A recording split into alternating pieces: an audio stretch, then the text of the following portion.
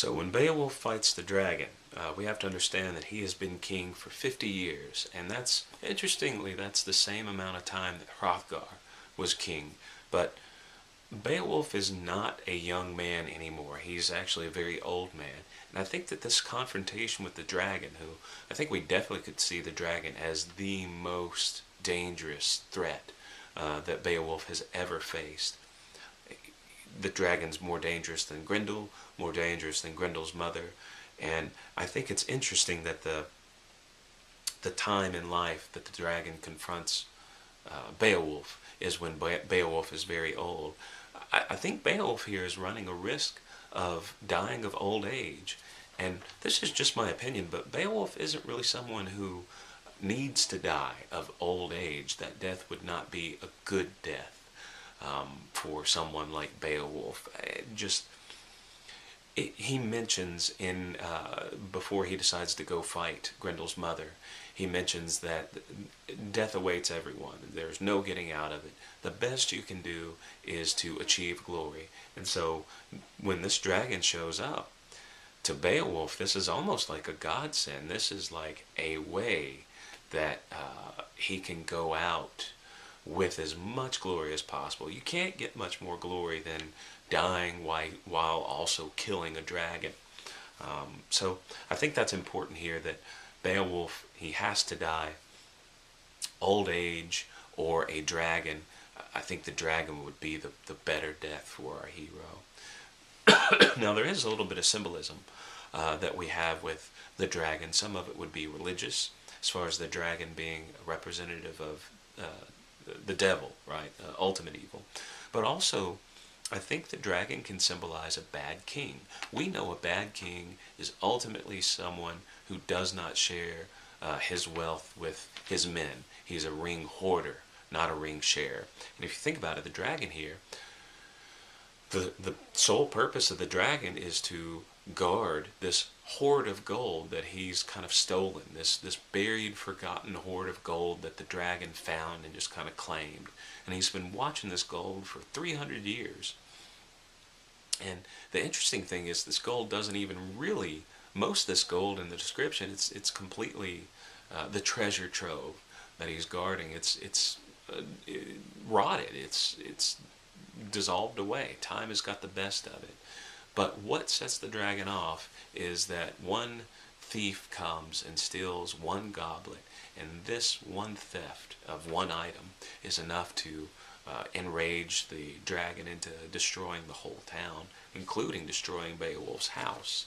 So if Beowulf is the ultimate good king, then it seems right and fitting that his final adversary would be a symbol of the ultimate bad king, the gold hoarder, not the gold sharer. This makes sense too when you look at how happy at the end of the battle, when Beowulf is dying and Wiglaf is kind of comforting him, Beowulf asks, please go bring me some of the gold that I've won with this victory, and show me some that I've left for my people. All Beowulf cares about in this victory is that he's left wealth to his people. As a good king, he's won all of the treasure to his people. Now we find out that this treasure is actually cursed, but Beowulf doesn't know that, and he's very happy that he's won this for his people to carry on after he's dead. I think there's an important similarity we have between Hrothgar and Beowulf as far as the amount of time that they rule, both being 50 years, but there's also a really important difference. Hrothgar talked about how evil enters your life when you least expect it, and when you get comfortable, that's when you are hit out of nowhere with evil. And really he's talking about himself, where we see Hrothgar and the advice he gives. Hrothgar's really referencing how his own leadership, he just got comfortable. He admits he thought he defeated every threat that faced him, and Grendel was waiting in the wings for the perfect time when Hrothgar's guard would be down, and that's when he struck. Hrothgar couldn't do anything about Grendel.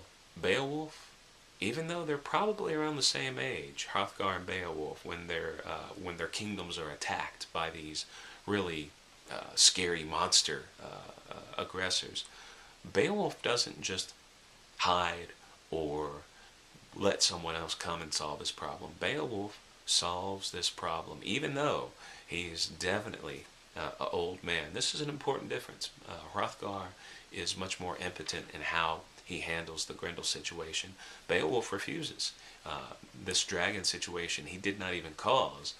He says it's his job to defeat the dragon, and he doesn't even want his men to interfere. He tells his men to sit and watch. Now, when the battle goes bad for Beowulf, because a dragon can breathe fire, and metal armor isn't really good defense with against fire, because metal and fire don't mix well. One gets hot, and so Beowulf was being scalded in his armor. He told his men to wait and watch, but Wiglaf is the only man who sees what's happening to Beowulf and comes to Beowulf's aid. Everyone else, and he doesn't bring as many men this time, but the men that he does bring, they break and flee when they see the dragon and the ferocity of the dragon. It's only Wiglaf who understands that his leader needs him, his king needs him. And Wiglaf tries to rally the fleeing troops and tries to say, remember your king, remember what a good king he was to you. This is your chance to repay him. And they desert anyway. And so Wiglaf just goes and he tries to help Beowulf. And Wiglaf also tries to kind of motivate Beowulf, and it works. Beowulf kind of gets a second wind, and he renews his assault against the dragon. And so Wiglaf and Beowulf together are able to kill the dragon. Wiglaf gets in a really good blow that just kind of takes the wind out of the dragon, and then ultimately Beowulf's able to get that dagger out and provide the death blow against the dragon. But Beowulf, of course, is mortally wounded. The dragon bites him. Of course, he's burned as well, but it's the bite that's the fatal one, because it poisons him.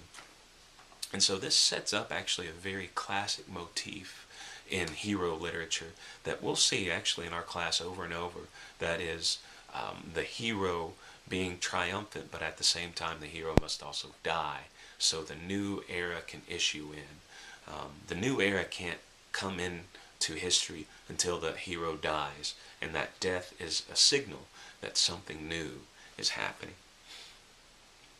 I think that Wiglaf understands the significance of Beowulf's death, and he responds with it's some fear. Wiglaf looks at the future not with hope.